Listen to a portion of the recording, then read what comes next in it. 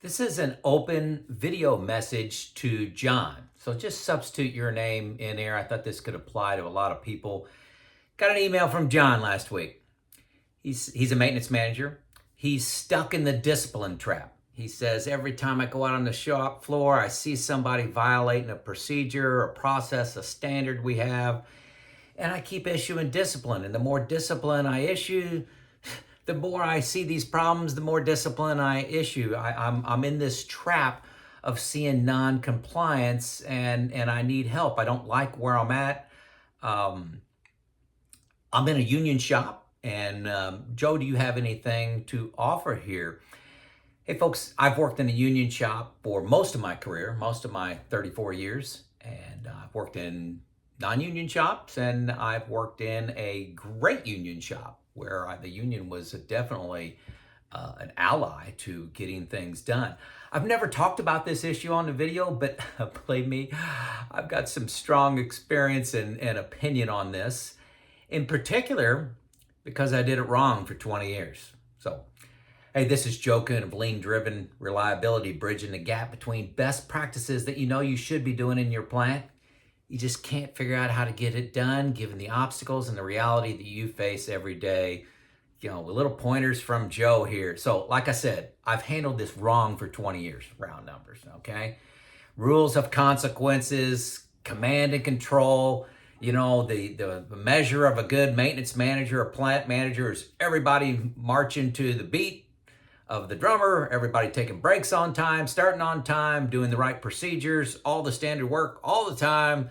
That was the measure of success. It's us against them, the leaders against the minions out there that are executing the plan. And that's the culture I was brought up in. You know, I'm not trying to be a victim, but that's how I was trained. That's the culture I was brought into, and I handled myself pretty well in those situations, and moved on up inside my company in those times. So, examples of this, very simple examples, and we could all give hundreds of these. But let's talk about breaks. Break time is from 9 a.m. to 9:15. People show up at 20 till, start taking a break, 20 minutes early, and their break is supposed to be over at 9:15, and they leave at 9:30. So they're taking a 40-minute break, 50-minute break, whatever, instead of their 15. They got to go back, they go to the bathroom, they put up their tools, they have some conversations, then they go in the break room. It's when the official break starts. Then they start milling around and standing up and don't get back to the work site for another 30 minutes after break. So we've all been through these things, and believe me, we've all got easy stories on abuse of rules and standards. Late starts, early quits, work precision, attendance, paperwork not being completed, full jobs not being completed, blah, blah, blah, right? You've been there. I held crew leaders, my direct reports, accountable for holding these standards. That was one of the measures of success. Success was how we managed our break times, how we managed attendance, how do we manage doing our PMs, all these KPIs we were tracking. That was a measure of success. I spent a lot of time on grievances. I spent a lot of time with union leaders. I was spending the vast majority of my time, I'll say 90% of my efforts when it came to people and system issues was associated with the poor performers. Just 90% of the time people, and when I say poor performers, I'm talking about people that don't show up to work. I'm talking about people that are on drugs, not doing precision work, very obvious things, and just these battles with the union leaders where their agenda seemed to be, we're going to protect what we're doing today. We don't want to do anything better. And this was my philosophy at the time. Okay, I'm not saying right or wrong. This changes. I'll say this was wrong. Their goal was to protect what they've earned over the last 100 years and to protect the bottom 10% workers, the poor performers. That was the game. That was the game that we were fighting, and it was an us-them environment, and I was an active participant in that, and that's where I spent my time. In 2005. I would, for some reason, I really don't know where this came from, but I've done a lot of reading, a lot of leadership reading, a lot of personal reflection, a lot of personal training. I've had an enormous amount of professional training in my career, and I'm indebted to Alcoa for that. But the question came to me is, what would I do if I truly believed that 95% of the people walking through the gate wanted to do a good job that day? They wanted to do a good job. And this was, you know, dramatic for me. This was very dramatic. Sounds like a simple statement. But what would I do? Would I be doing the same things? No, I developed an attitude of, I thought 90% of the people were trying to do the minimum every day. 95% of the people wanting to do a good job changed what I saw. And this was right around 2005. I started focus on people instead of groups. Instead of saying 90% of the people are bad, let's talk about Jane and Jim. What's their story? What's their motivation? How are they doing? So that focus went to individuals. And it's my job to lead that, not being to lead an us versus them culture. The focus, like I said, shifted to individuals. And I'm going to give some specific examples. Go and see waste. So this is, what environment am I putting that mechanic into that his actions show that he's going to break early and break late? What is inside of that? And what I found is we have low expectations of our craft. We assign a 1 hour job to them and we give them 8 hours to do it just in case they find something else wrong. Okay, we don't give them the proper tools to do it. We don't give them the fork truck or the welding machine. It's being used by somebody else. We don't have the right coordination with production. We don't have an accurate procedure for lock and tag. And then we throw that to the individual and they end up in a break room early because, they're waiting for things to be coordinated. Production's using the crane that they're supposed to be doing a PM on. What are they supposed to do when you assign them to work on that overhead crane that's moving up and down the bay? They go and wait in the break room and wait for a radio call and say, hey, you can have it now. You give it to them at 9 o'clock, 10 o'clock, whatever. Then they go out and do their work. And since it's only an hour's worth of work, they get it done and they extend their lunch break. It's not the fault of the craftsperson. That was a bucket of cold water over my head. Craftsmen weren't doing anything different. I was just seeing it differently when I assumed people were trying to do a good job. The craftsmen, they came to work to do a great job. They've got a 3, 4, 5 year apprenticeship. They want equipment to run well. They love when it looks good, operates good, performs good. And I have put them in an environment where they can't be successful. Okay, so here's a real example. This was a traumatic emotional event for me. One of the practices I had after our morning meeting was to go out and audit random PMs. So PMs that were executed last week, let's go out and see them.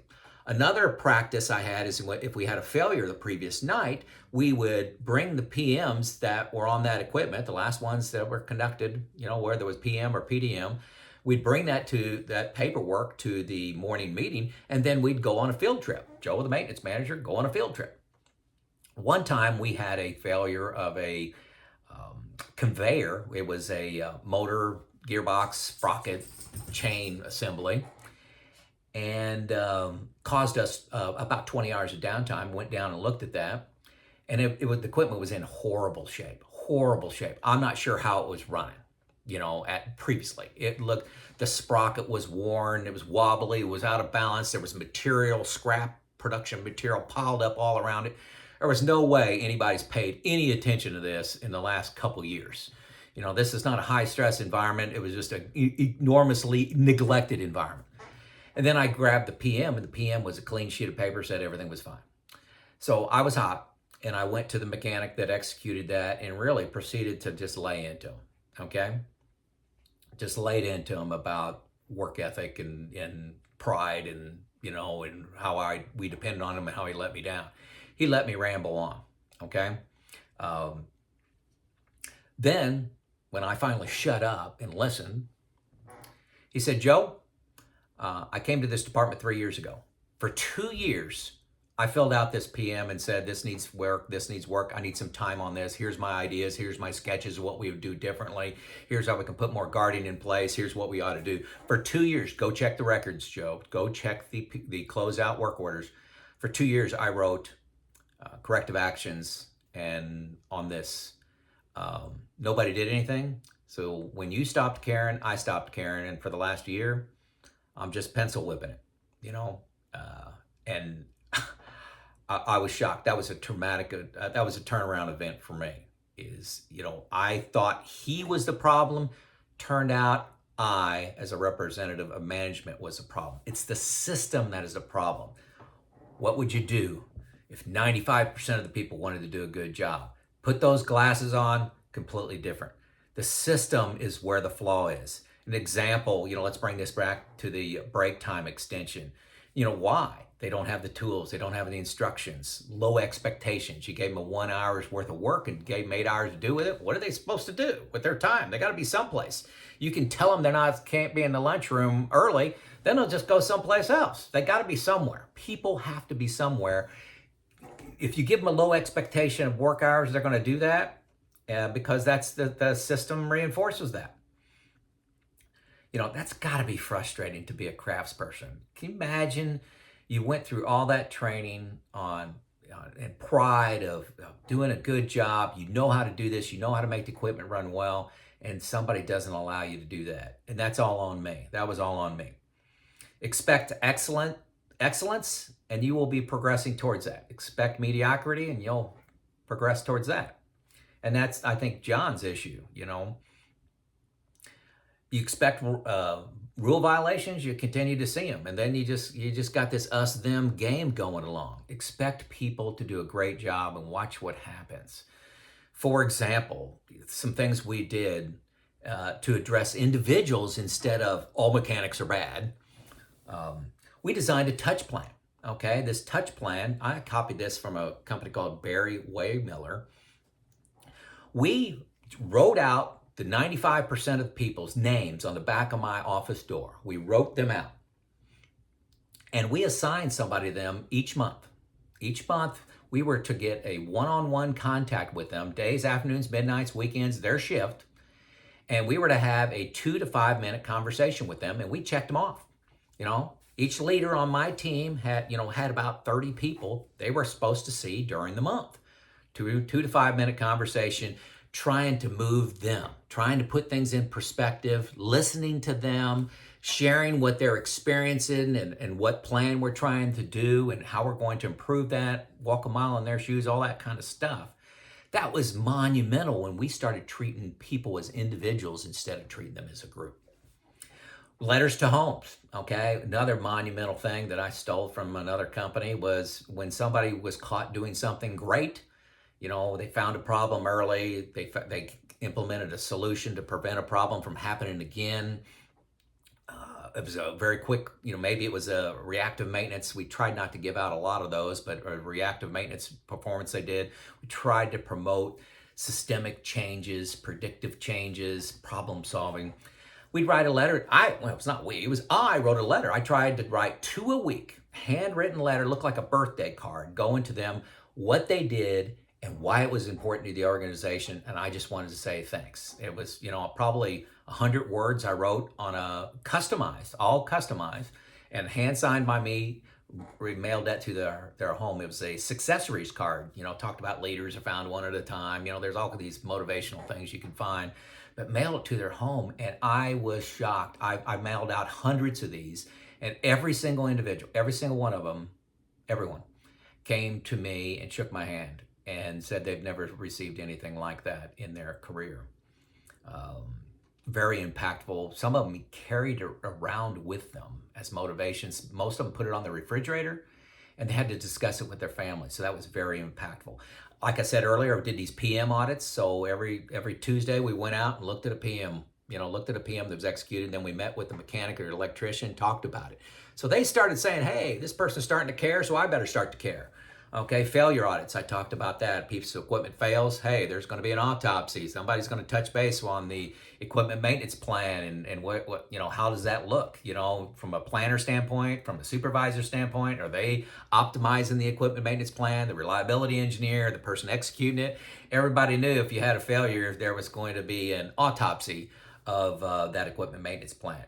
So, what actions would you take if you were convinced that 95% of the people wanted to do a good job today? It'll change your career as a maintenance manager and as a plant manager. You start to see system issues limiting the performance of people, not people performance. Results. Hey, let's talk a second on results.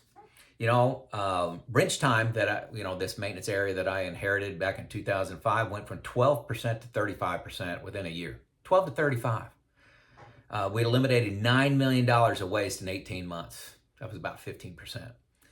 The OEE of a bottleneck production process went from 38% to 85%. We started working 4 days a week, where we were working 7.